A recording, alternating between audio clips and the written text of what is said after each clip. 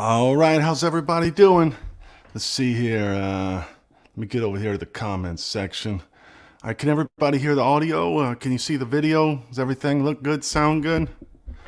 You got a thumbs up or something? Somebody say something nice? All right. Can you hear me out there? Just trying to get a confirmation from somebody. All right. From Canada, Mountain Dew showed up today. All right, there's no entry fee to get in. The only thing I ask is just wherever you're from, just write where you're from. Mountain Dew's from Canada. So last 2 weeks ago, we had somebody from India on here. So just type in where you're from. And it's just kind of cool to see everybody. So thanks for showing up. We've been doing this a couple of Mondays now. It's been going pretty good. People seem to like it. I've been enjoying it. So I'm just going to keep rolling with it. But let's see. Loud and clear, Den says. All right. Good. Well, so a couple of things that I was going to go over. Again, just right where you're from. Mountain Dew's from Canada. I don't see anybody else put anything in. Let's see. I got some new technology here. Check this out. Let's see if this works. See, Mountain Dew's from Canada. Yep, that's fancy. I love the internet. Love Miami. Den's from New York. I think you were on here last week, Den. Tennessee. Amethyst. I was living in Nashville until about a week ago. Jen. All right. Illinois. Got Dana from Illinois. Bob's on here. I'm doing, me and Bob are going to do an interview tomorrow about music and the relationship with meditation. And so we'll put that out here in another week or so. But Bob's on here. Thanks for coming. James, I remember you. All right. Vancouver, Washington. Nice. All right. So I'll just get started. I'm going to do a little talking. And then if anybody has any questions, if you got anything that you could think of I'll try to answer them as best I can if you're interested. So try to come up with some questions. It helps to be interactive when there's nobody here. It makes it a little bit easier on me. But first of all, I will say, so we'll do some questions and answers. And last week we did a meditation at the end, and that went really well. I think we had about 15 or 20 people that went over there. We go to a Zoom call after this. I'll send a link in. So if you don't have Zoom, go download it right now and then stay on the live stream. And then we'll go over to the Zoom call here in a little bit when we get done talking and questions and answers and stuff. So anyway, so a couple of things that was going on. I guess I was going to share a couple of things that happened this week during my meditations.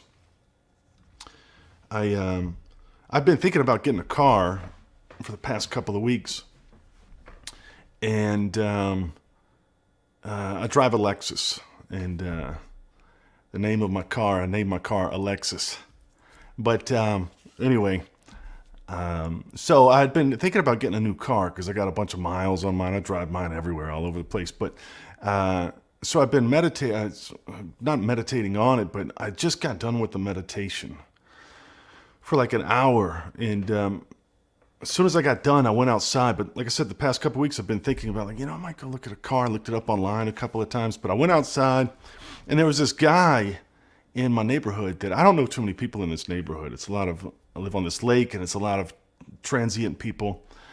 But this guy just showed up out of nowhere, and he goes, "Hey, man, I see you drive a Lexus." I'm like, yeah, I drive a Lexus. He goes, "Man, I know you work with, I could tell that's your second one you've had, And I was like, "Wow, man, yeah. Well, how do you know?" And he lived around the corner, but I'd never met him before. And he goes, "Man, if you ever want a new one, I've got a Lexus dealership." And I went, "Oh, man." I started thinking, man, Oprah Winfrey's here, man. I'm about to get a free car, man. I started looking. I thought Oprah was going to come out of the woods there. I got all excited. But I didn't get a free car, but this guy showed up out of nowhere in my neighborhood and said, "Man, I've got a Lexus dealership. Come on down, man. It'll be easy. I'll make it real easy for you. Come on down and just get a new car whenever you want a new Lexus." I said, "Man, I'm probably going to see you." So I don't know. Anyway, that was just kind of a bizarre moment when I got done meditating. I just couldn't believe that I had a guy around the corner who has a Lexus dealership. But anyway, that was that. But I also got shrugs from Vermont. Nice. I've never been to Vermont, but almost went last year. It's a long story. But another thing that happened in one of my meditations this week is I swear that it was almost the complete opposite of that, but I felt like I spent time in like eternity. Like I was in a place where it was familiar but yet bizarre all at the same time. I wouldn't know how to explain it, but I feel like that was the place where I'll probably end up being for the rest of my life. Like, not my life, but at my afterlife. Like, it's almost like during this meditation, I got a glimpse of what it was like I'd been there before, and that's where I'm going to be going in the future. And like I said, it's so bizarre, I couldn't explain it to you, but yet it felt so familiar too at the same time. So I felt like I spent time in eternity just realizing where I'll probably be in my afterlife. And I know that sounds bizarre, but that's what happened to me. So it definitely it takes the edge off of dying. Since meditating, I've had that experience happen every so often, and just kind of just shows up randomly. But it just kind of shows up, and I feel like ever since I've started meditating, it's just taken the edge off of dying. Especially if anybody's been following me, I lost my brother to cancer. Especially with him, it just kind of knocked some levels off to where if he can do it, I could probably do it. And it just spending time in that place. It's like being able to see it. You go, well, this isn't so bad. But anyway, that was my experience with that. If that makes sense. But again, if you're just showing up on the live stream, all you have to do, there's no entry fee. You don't have to pay anything. It's free for at least the first hour, and you just have to type in where you're from. So just write where you're from. James is from Vancouver. And we got Jen from New York.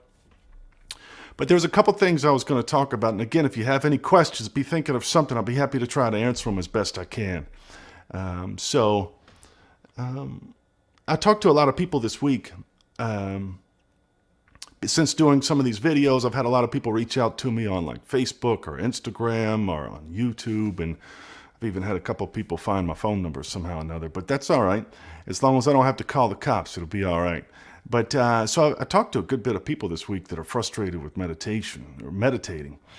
And it's not everybody, but I would say that a lot of people I end up talking to is they kind of have the same issues, the same problems. And I find that a lot of people that are frustrated with meditation, they're trying to like figure everything out before they jump into it and before they experience it. They have to like know everything. They want to know everything before they get there.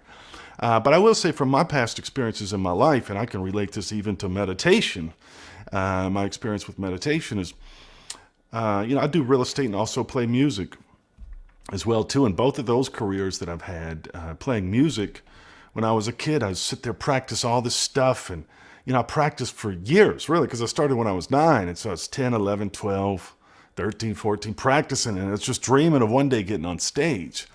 And once I got on stage, it's like all that practicing I did just fell to the wayside. I wasn't ready. You have to get on stage, and you have to have that experience of getting on stage.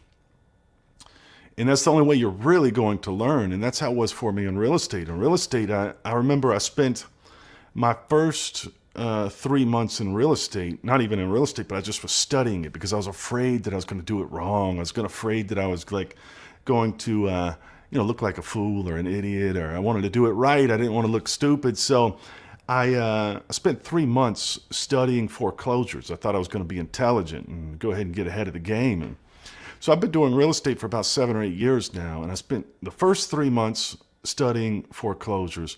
And since I've been in real estate, I've done 0 foreclosures. And so I was studying a bunch of stuff that had nothing to do pertaining to anything other than just information. It hasn't served my real estate career at all. Now, that's not to say that maybe it won't in the future, but it definitely didn't help in the beginning. I had all this information I couldn't use.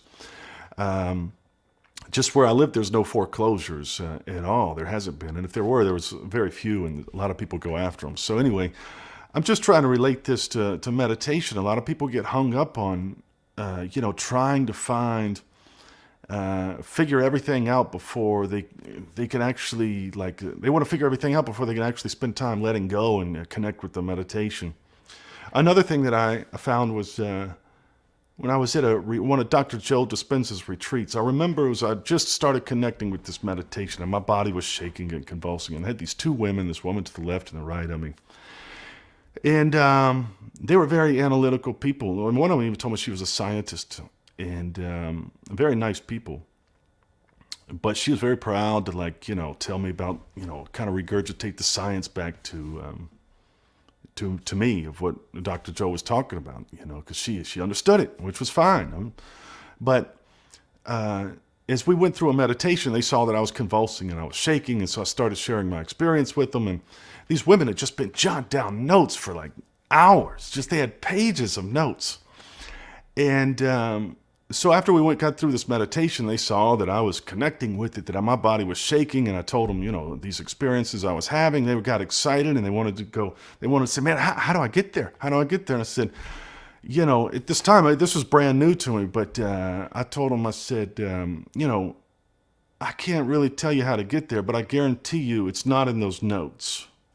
That you can't go into these meditations. And, if you're in the middle of the meditation and go, oh, hold on, wait, I think I remember this, and go back and refer to your notes to page 17 in your notes. Like, that's not how it happens.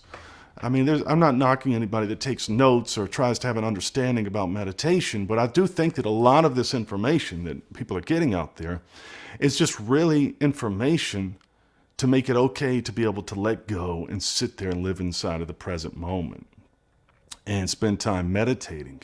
And that's all it's really for. You don't have to understand everything in order to meditate. You don't have to get it all. As a matter of fact, I don't think anybody understands everything about meditation. There's some things that are understood, and there's just some things that I'm convinced you'll never understand. And the reason why is that meditation I told you where I felt like I spent time in eternity. I couldn't even paint that where I was. Like, it was so out there and bizarre. I wouldn't know where to begin to try to explain it to somebody. So don't get hung up on all the details. Like, you have to know everything. There's really nothing that you have to know. And so if that makes sense, I just kind of want to share that. I had a good handful of people that reached out to me this week, and that was kind of a common theme, a common thread. It's almost like,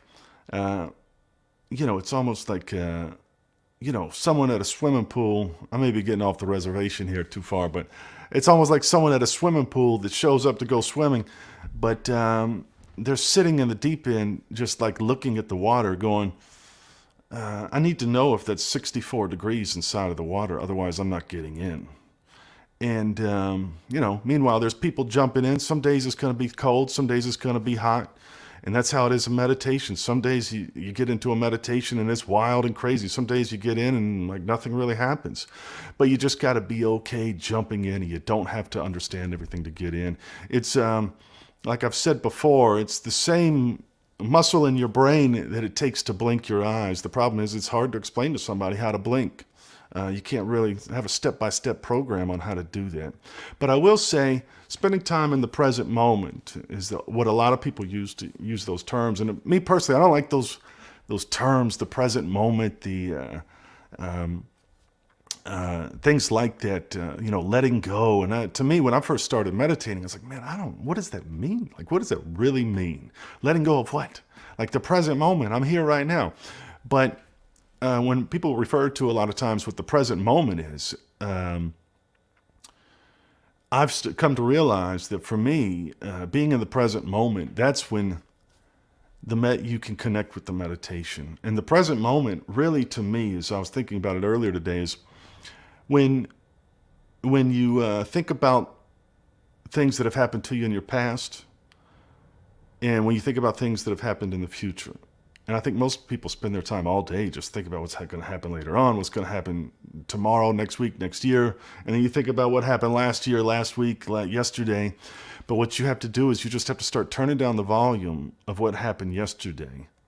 And then you have to turn down the volume of what's going to happen tomorrow. Or, I think you know what I mean. Or next month or next year or 10 years from now. So you have to turn those volumes down. Now, one of the things that I see that a lot of people do during meditation is when they they try to say, all right, they're going to turn that down. When you turn the volume of both of those down, what are you left with? You're really left with less of who you are. I think that'd probably be the best way to describe it. I see a lot of people think, all right, well, I'm going to turn that down, and they think they have to be more.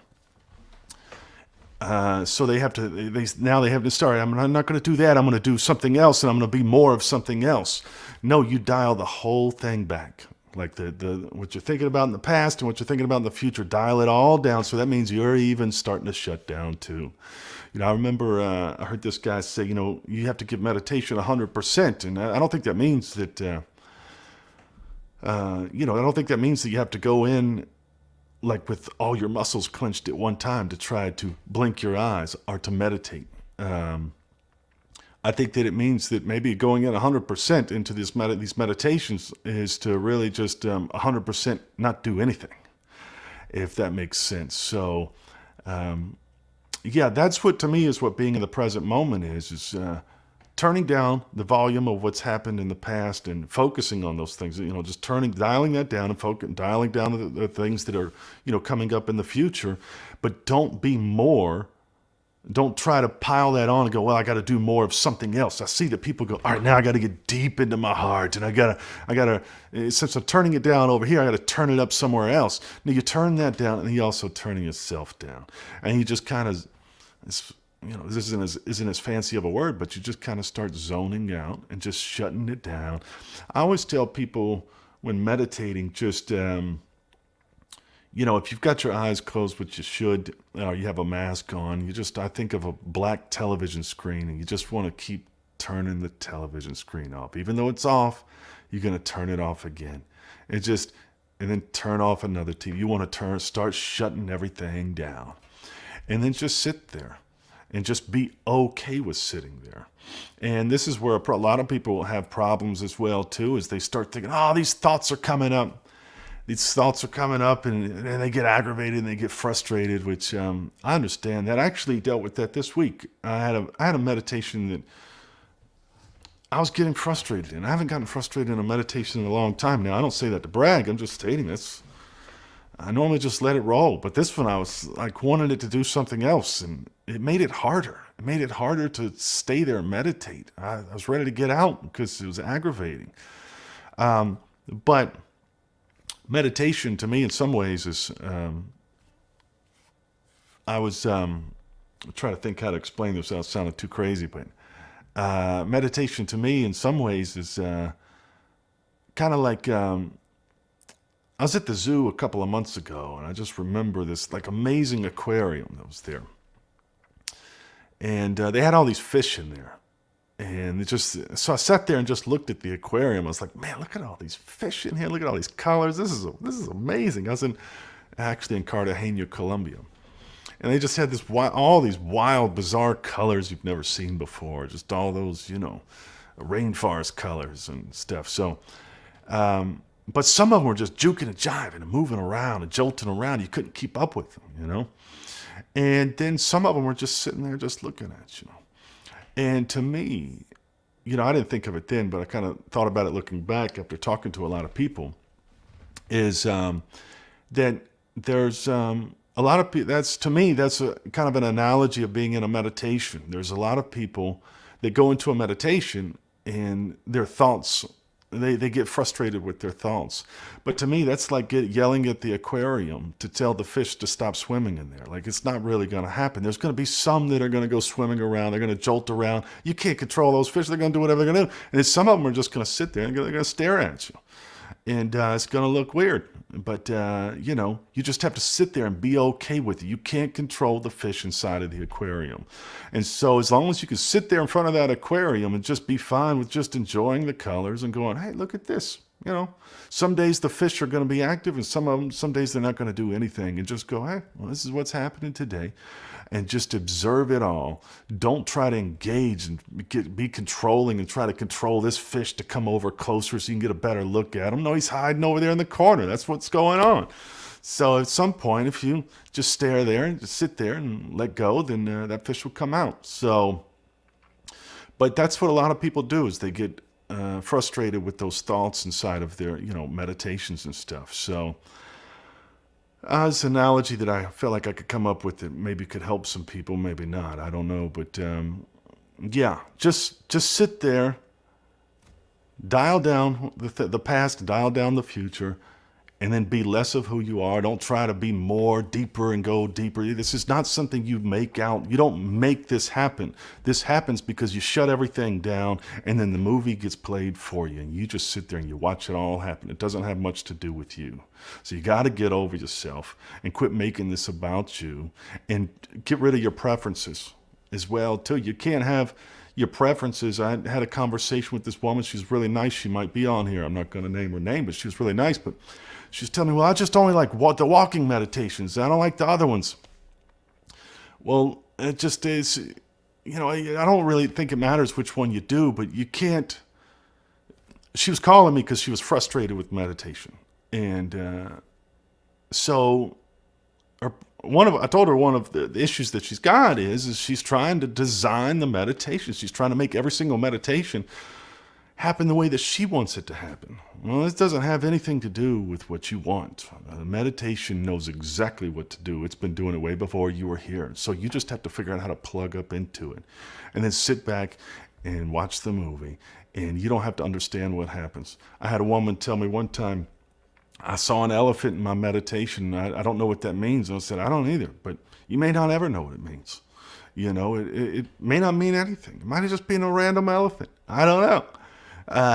You're not going to figure everything out. Some things are going to make sense instantly, and you're going to get a new perspective on life. And some things, you'll just go, man, that's a pretty wild glitch going on there. So anyway, that's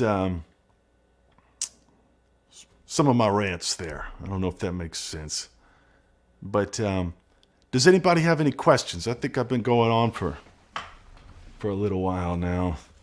Does anybody have any questions out there? Let me see here.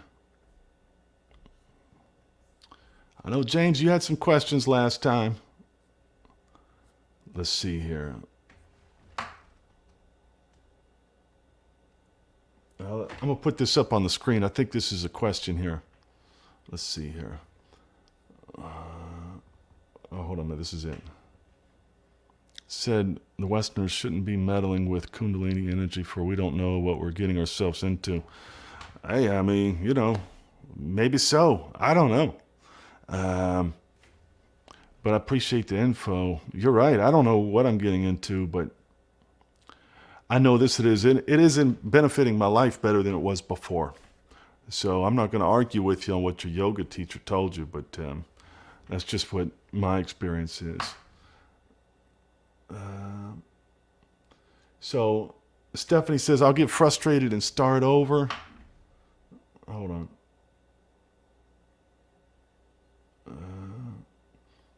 Sorry, I need to have like an assistant going through these questions here. All right, here's a question, I think. Sells from a smartphone influence and just go for a walk, paint, knit is kind of meditating. If not, what is the difference in just sitting? I've had people tell me that, like, my way of meditation is my way of meditating is just gardening. But if you're just going for a walk and you're just painting and you're just knitting, I get it. You're kind of zoning out. I will say I can't say for certain if you're meditating or not. That's probably a mild form of meditation or something. I don't have the answers to everything here, and I don't claim to.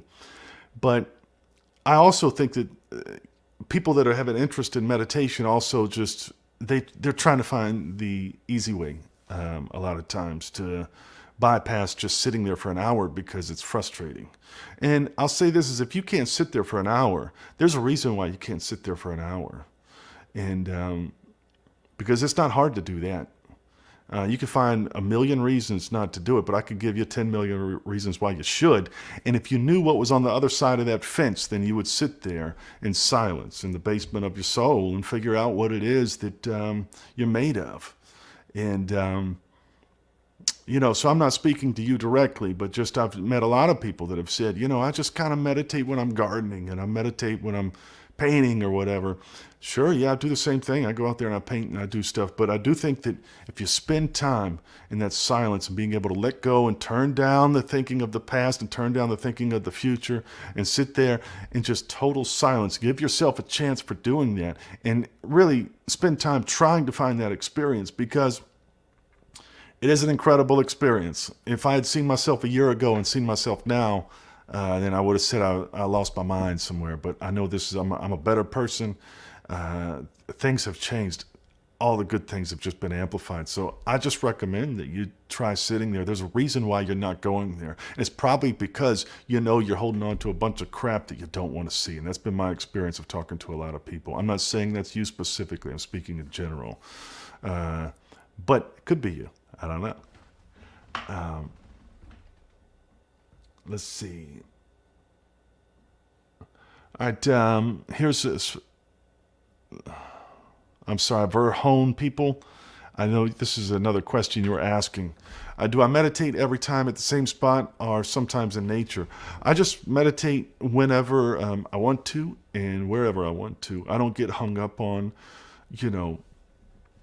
there's, I will say I'll go out on this trail and I'll go out and meditate, but it's a little distracting to go out and do it in nature. Somebody might be walking by, or I normally do it in my house, just in private, because then I probably have to explain to people what I'm doing, or I don't know. That's just what I do.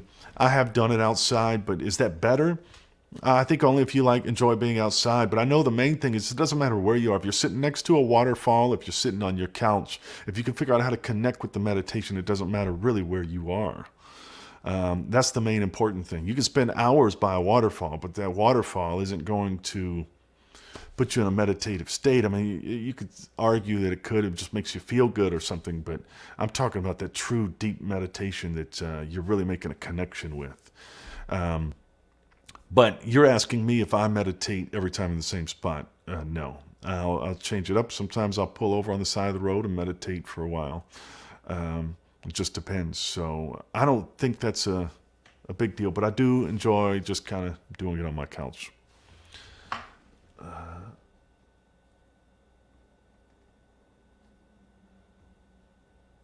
right, so let's see here. All right, does anybody have any questions? I need to scroll down. I got to get an assistant. I don't make any money doing this, though. I'd love to see an elephant. I'd love to see anything. Hey, Tracy. Yeah, I totally hear you. But I wouldn't. I see stuff and my body shakes and convulses, but there's not everybody that does. I've talked to people. I think it is kind of probably more on the rare side. I will tell you this, and I've said it before, is if there's meditations that I do that are wild, crazy, and I see things and they're total mystical experiences. And then there's meditations I do that just nothing happens. And if I had to pick one, then I would say, if I had to pick one that I could only have for the rest of my life, I would say it would just be those mundane meditations. Now, those wild ones and the mystical experiences, they're wild, and there's something to talk about. I mean, the next day at wherever you're going, you got to find somebody to talk to about it. But and it'll get your mind thinking for sure. But I would say that for me, I would just take those mundane meditations because I know that's where the real long-lasting changes have happened. And those mystical experiences, you can get perspectives and information really quickly sometimes. But for me, I don't really know why. I would probably take more of the mundane meditations, the ones that just you kind of get down and go, nothing's happening. I feel like you're every time you meditate, you're just stacking bricks on top of each other to where you're building this house. And you don't really see it over time, but over 3 to 6 months, a year, you look back and go, oh, the house is starting to look pretty good. That's starting to, when those mystical experiences are a quick fix. I shouldn't say they're a quick fix, but they come in and they go, and it's a bizarre thing to happen, but I don't think that should be your main goal. That's just an experience. I mean, you could probably go out there and do some ayahuasca or something like that.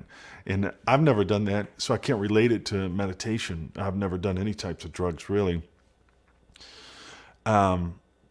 So I really don't know for certain. But that's, Anyway, I know you weren't asking a question, but I just was kind of, all right, so just commenting on your statement there.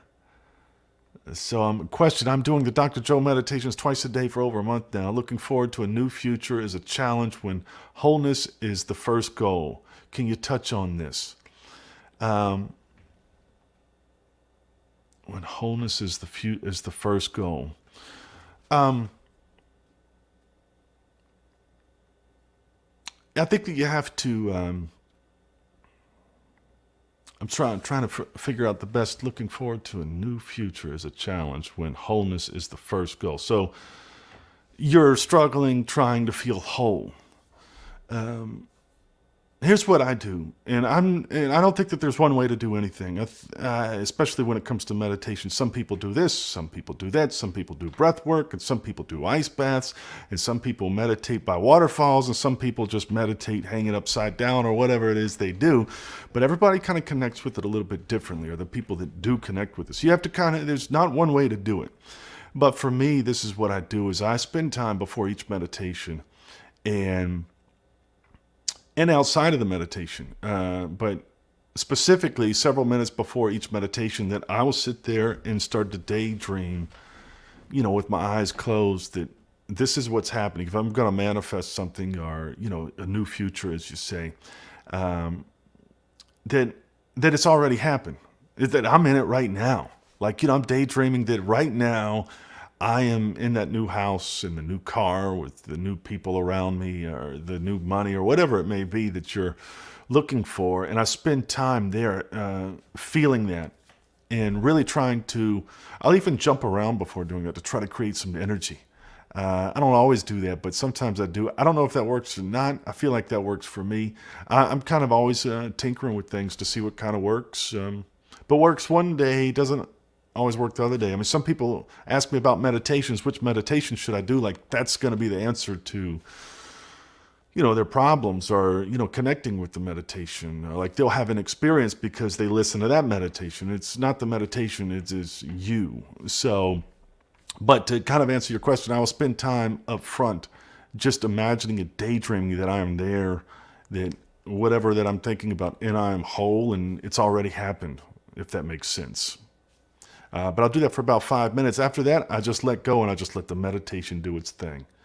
And sometimes I catch myself starting to, I don't know, every meditation is a little different, but I'll catch myself in there starting to kind of tinker around and thinking about the things that I started up front. But I normally just try to let go and just let the meditation take off and do its thing. I already is, I've studied a lot with Dr. Joe Dispenza's, and I think there's a lot of people on here that probably come from his work as well too. But he talks about, being able to live as if it's already happened. And so that's kind of what I do. And I'll start to do that with inside the meditation sometimes too. So anyway, if you just close your eyes, you can't mess it up. But don't try to go into a meditation and do 4, 5, 6, 7 things. If you're struggling with it, just refine it down to, like, let me just focus on my heart during this, and focus on just dialing it down. Don't try to come in and manifest to $10 million on one meditation. You could bring this big old heavy load, truckload of problems that you got into one meditation. Learn how to connect with it. Once you start to connect with it, then everything starts to open up, and it all just starts to grow and come out. So, and some things happen quickly, and some things just take over time. Of the fence. Do you listen to anything while meditating? Yes, I listen to. I mainly do Dr. Joe. Captain says, "Do you listen to anything while meditating?" Yeah, I normally do Dr. Joe Dispenza's meditations, and they're all typically guided, and there's music involved with them, and but I'll also do it in silence sometimes. Also, I'll do other people's meditations, but yes, I kind of like the guided ones.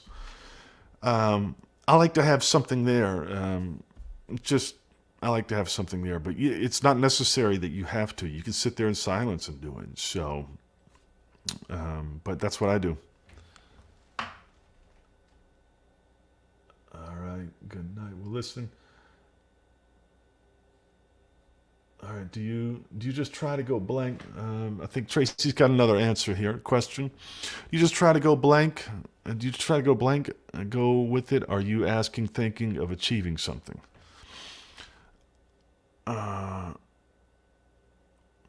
I think I said this just a few minutes ago, but I normally kind of ask and live as if it's already happened right now. Spend time feeling that and with some energy. And then once the meditation starts, once I connect up to the computer, I just hold on for the ride and let it do its thing. And it'll take me down a path that I maybe sometimes don't want to go. Maybe it has nothing to do with what I just kind of thought up front. But what I've realized is the meditation knows what you need, and not and sometimes it always gives you what you need instead of what you want, which in return what you need, you'll end up getting what you want. It's been my experience. So I hope that answers your question. All right, how do you turn the volume down? Any tips? How long do you recommend a meditation session should be? That's a good question. Thank you, Jen. And so how do you turn down the volume? You got to quit caring so much. You got to quit caring. You have to get over yourself. And you got to quit thinking that this meditating has something to do with you. All you're doing is just getting yourself out of the way and all your crap and stuff you're holding on to in order to plug up with that computer, the cell phone, the computer connection to where you start meditating. Now, I guess that wasn't really your question, but how you're saying, how do I turn down the volume?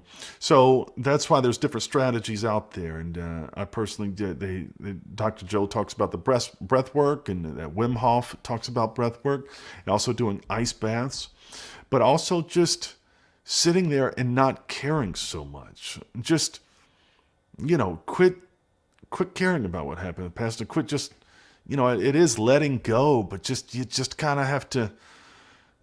That's the best way that I can describe it, is just quit caring so much.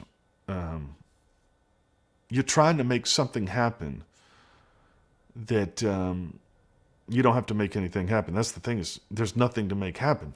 You just stop trying to make it happen.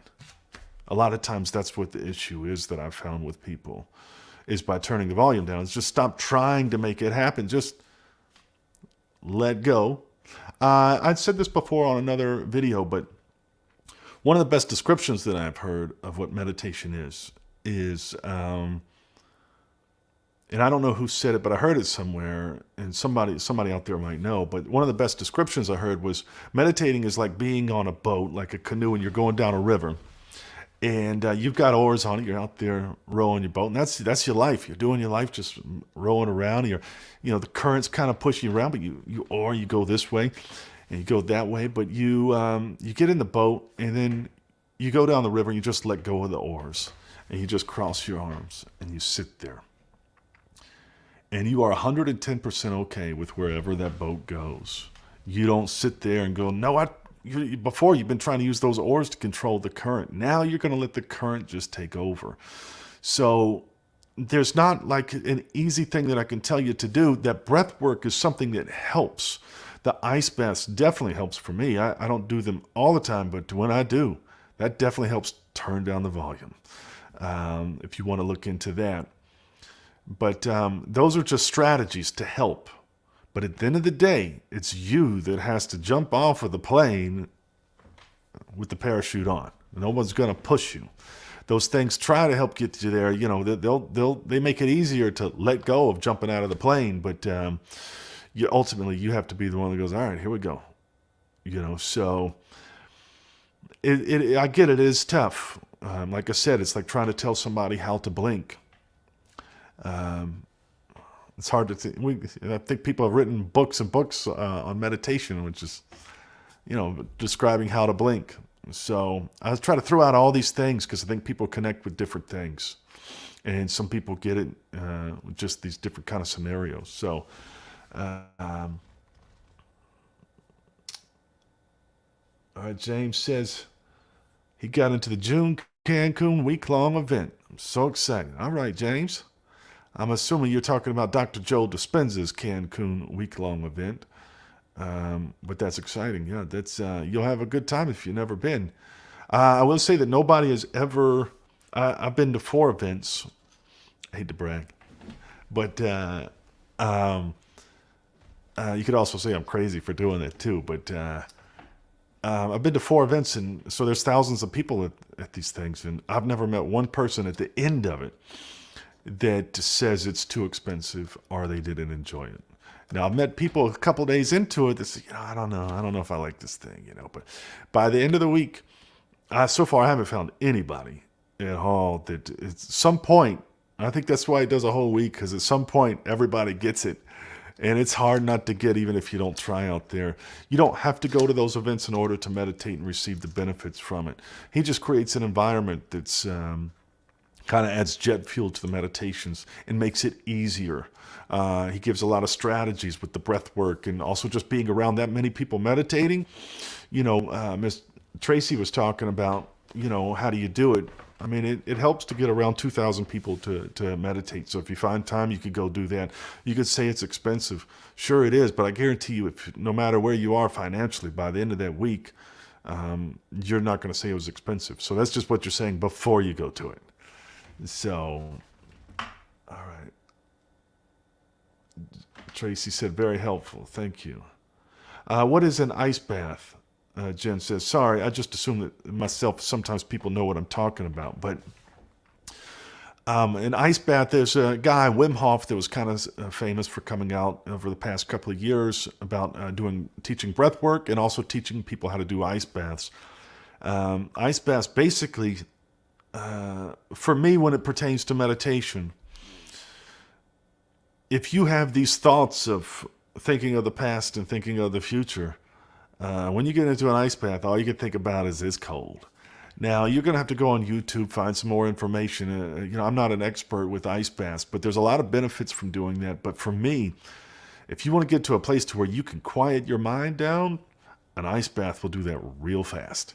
And if you've got any problems before that ice bath will take them all away. Because once you hop in that ice bath, it makes every other thing you did that day seem very insignificant, because it's tough to get in there. But as you build that muscle in your mind, it's really not that tough to get into once you realize how beneficial it is for you. So for me, when it pertains to meditation, it helps turn down that volume like Tracy was talking about. How do you do it? So I would just suggest you go out there and kind of research Wim Hof. And there's some other people that teach those techniques as well too. So does anybody, if you got questions, right now is a good time to answer them. Also, before we're going to do a meditation, I hope everybody could come over here in just a little bit, but what I'm going to do is I got 2 meditations that we can choose from. And I got Bob, because I talked to him earlier. Bob's going to help me out on this. We got 2, and you guys get to decide which one we're going to do. So I'm going to reveal that to you right now. We got 2 of them. We got, they're both Dr. Joe Dispenza meditations. And if I'm not mistaken, I don't think you have to lay down at the end, but you might. There's no breath work in them. It's just, they're about an hour-long meditations, both of them are. But one of them is synchronizing your energy to the mystical. And then the other one is synchronizing your energy to a new life. So those are the 2. So if you... tell me which one you want to do. Write it in the comments. Let me know. So it's either the mystical or a new life. That's between the 2 meditations that we're going to be working with today. So write it in the comments. Bob's going to tally it up here, and then once we answer a few more questions, we're going to just find out which one we're going to do, and then we're going to head over and do the meditations. We're going to do that on a Zoom call. So I'll give everybody a Zoom link here in a few minutes. All right, so again, if anybody has any more questions, right now is a good time to ask them, because we've been going for about 45 minutes and we got to meditate too. So, all right, so so here's one from Sebastian. I struggle with falling asleep during meditation. Might be because I don't get a lot of interrupted sleep. Any suggestions? I struggle with falling asleep during meditation. Yeah, I mean, are you laying down? Are you sitting up? Maybe you should turn the AC on and get it real cold. Maybe you should do a meditation and ice bath. No, I'm being silly a little bit, but if you're laying down, that's probably maybe you should sit up and try doing that. I get it. I've fallen asleep before too. Don't stress out about it. It's just gonna happen sometimes. I did one on Tuesday, and I couldn't tell you if I meditated for 5 minutes or for an hour, but I know I fell asleep at some point. When I woke up the next day, I still had my eye mask on. Maybe I was meditating all night. I don't know, but it happens sometimes, and I just don't stress out about it. It's just, I mean, you're teetering in between sleep and being awake. That's what meditation kind of is. So it's easy to go down that road sometimes. But, if you sit up, it should be a little bit easier. But that's what I would suggest doing. I don't have a lot of strategies for that. Maybe if you blasted the AC to where you wouldn't want to go to sleep, that might help. Okay, so Jen's got a question of how long do you recommend a meditation session should be? I mean, as much as you could do. I do anywhere from an hour to 3 hours a day. And that sounds absolutely ridiculous, even with me saying it right now. I'd probably lean more towards doing an hour a day. And I would say at least once a week, I get up to 3 hours for myself. And so I would do as much as you can. The more time you can spend time in that space, the more time that the more time you can spend time in that space, the quicker you're going to get out of what all your problems are, / start getting on the path of what you, or who you really want to be in life. You kind of have to experience it for yourself. I mean, the reason why I think I do an hour to 3 hours a day, because if I do 3 hours, it's like I'm getting closer. And plus, it's also like once you get into the meditation, once you really learn how to connect with it, it's like watching your favorite TV show. Now, I don't really watch TV, but I have before, and I used to have TV shows when I was younger that I'd get excited about. I'd get up and go to the bathroom, I'd come running back. I didn't want to miss a thing.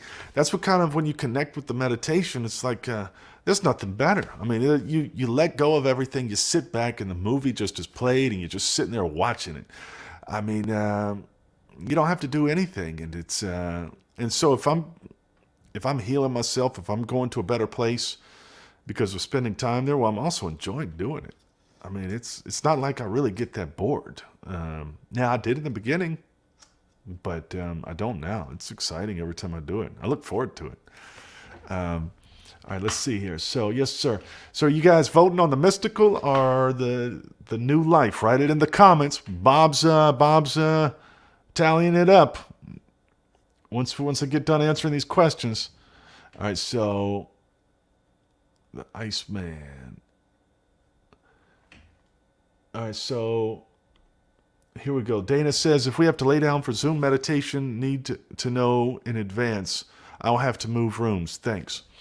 I believe that at the end of this one, I'm going to say that I can't remember, but I would say that at the end of this one, we probably would lay down for about 5 minutes. It's not the whole time.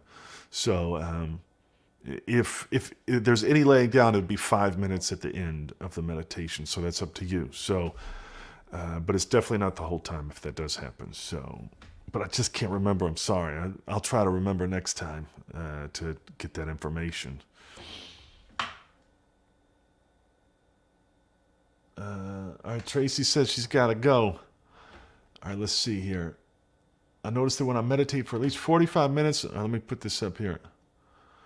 All right, Bob says the mystical wins. All right, so I'll answer this question. We'll get over to the meditation here in a second here. All right, so I noticed that when I meditate for at least 45 minutes before bed, I sleep longer and uninterrupted. So I'm grateful for your Monday meditations. I know I will sleep well tonight. I totally get it. Before I meditated, I slept terrible. My sleep was awful. And I definitely, now that I meditate, I have very little issues with sleep. Every once in a while it creeps back, but it's not nearly what it was before. I used to have a CPAP machine on. I don't have that anymore. I never had sleep apnea, but anyway, I've done a video on that too if you want to check it out. I'll put it in the description below if anybody wants to watch that once we end this live stream. So, yeah, I totally get it. I sleep better too when I meditate. So, all right, Bob says the mystical wins. That's what we're going to do. The people have spoken. All right, Shell from St. Louis. All right, we're going to go to a Zoom call. Let me get the Zoom call up. Just give me like 2 minutes. I'm going to get this link up for everybody, so stay right here. And if you haven't subscribed to the channel, right now is a good time to do it. And like this video.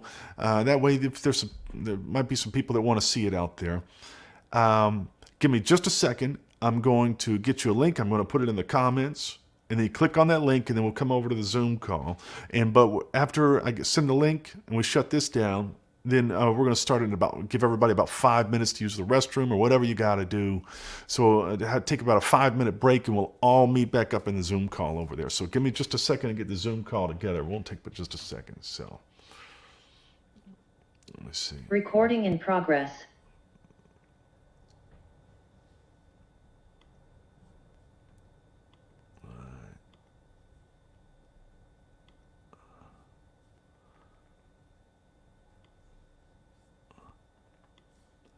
All right, now let me, participants. All right, I think this is it. All right. Should be the Zoom link right here. That's the Zoom link there. So if you want to come join the meditation with us, I highly recommend it. We did it last week. It was powerful. We had a bunch of people with us. Even if you can only do like 10 minutes, just come do 10 minutes with us. Whatever. Just come over. We ain't hurting nobody. It's just a little meditation. Don't be scared. That's right. So Dana made it over. All right. So the link's working. Good. All right, so we're going to give it about 5 minutes. Anybody needs to do whatever you got to do, and then we're going to switch over. And just make sure when you come in, you hit the mute button, and then I'll talk a little bit to make sure everything's working over there. And yeah, so we'll see you here in a few minutes. Anybody have any questions, any problems about how to get over there? I know last week a couple people did. All right, Jen says she's going to come over. Bob, you coming over? James? Don't be scared now. It's just a little meditation. We aren't hurting anybody. All right.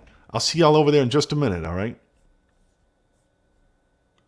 All right.